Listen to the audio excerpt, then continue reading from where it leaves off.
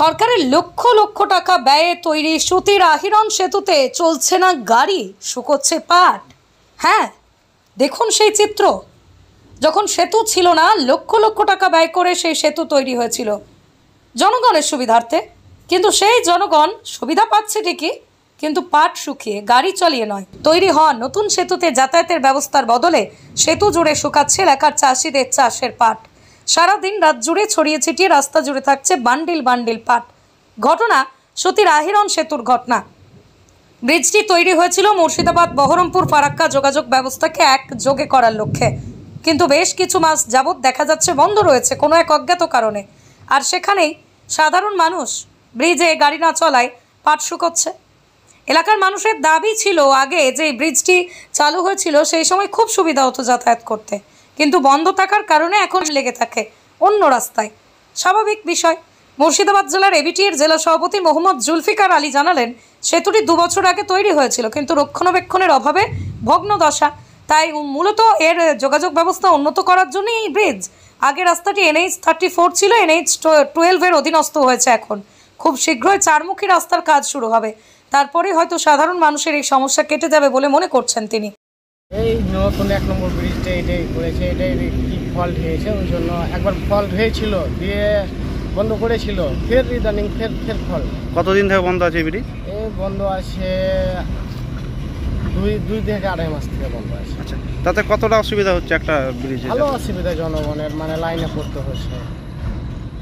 Double ছিল, ভালো ছিল, জাম ছিল না, এখন জামে পড়তে হচ্ছে। হ্যাঁ, নতুনটাই খারাপ, পুরাতনটা কোনো অসুবিধা নাই। নতুনটাই এই যে নতুন করলে এই 2বার সমস্যা হয়ে গেল। আপনার নাম? আমার নাম মহিদুল শেখ। কোন জায়গা এটা? এটা আহিরন ব্রিজ।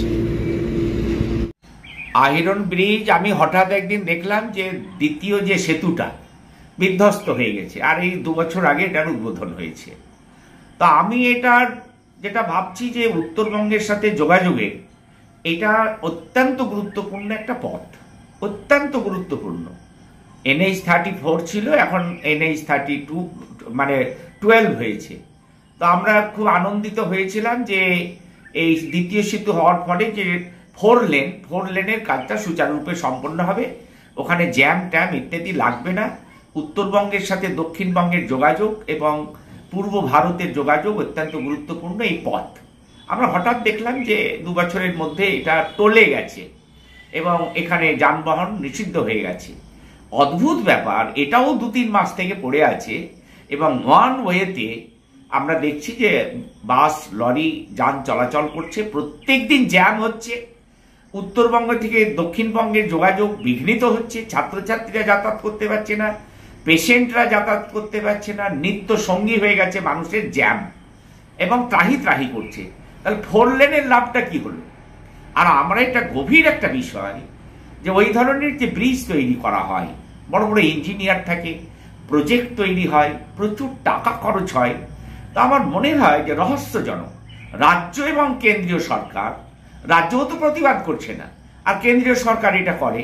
কাদের দিয়ে করালো, কে কন্ট্রাক্টর ছিল, কারা ইঞ্জিনিয়ার ছিল, কে প্রজেক্ট কোঅর্ডিনেটর ছিল, সবটা নিয়ে একটা তদন্ত করে তাদের শাস্তি দেওয়া উচিত। 2 বছরের মধ্যে একটা ব্রিজ কোটি কোটি টাকা তৈরি ভেঙে যাবে, সব দিক দিয়ে বিধ্বস্ত হচ্ছে জনজীবন। এটার একটাই কারণ বলে মনে হয়, ফারাক্কায় যে দ্বিতীয় সেতুটা তৈরি হচ্ছে, আমরা দেখেছিলাম যে ওইখানেও হঠাৎ ভেঙে পড়েছিল এবং ইঞ্জিনিয়ার মারা গিয়েছিল। তার মানে কত লুজ কাজ হচ্ছে, নকল কাজ হচ্ছে। এটা 2 বছরের মধ্যে বসে পড়লো।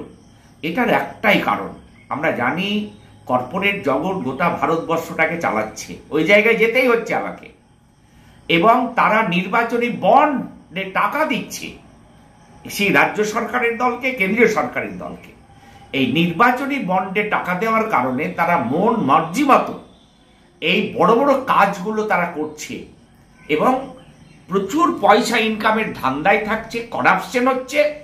করাপশনের কারণে এই ধরনের ব্রিজগুলো বসে যাচ্ছে, অচল হয়ে যাচ্ছে এবং সেভাবে কেউ কিছু বলতে পারছে না, কারণ তারা নির্বাচনী বন্ডের টাকা খেয়ে সরকারে বসেছে। এত বিভৎস একটা পরিস্থিতি, এটা তো চলতে পারে না।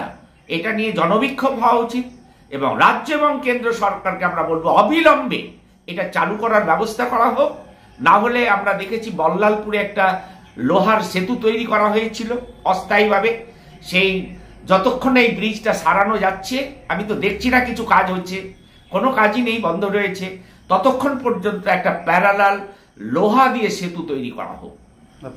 আর যারা এটা মানে মানে যাদের কাজের কুকর্মের ফলে এটা হলো, তাদের উপযুক্ত শাস্তি দেওয়া হোক, তদন্ত হোক বিশালভাবে। এটারও সিবিআই হওয়া উচিত।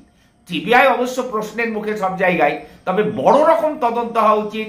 কোনো ম্যাজিস্ট্রেটকে দিয়ে, কোনো বিচারপতিকে দিয়ে তদন্ত হওয়া উচিত এই ধরনের কাজের। এটা রাষ্ট্রকে ধ্বংস করা হচ্ছে।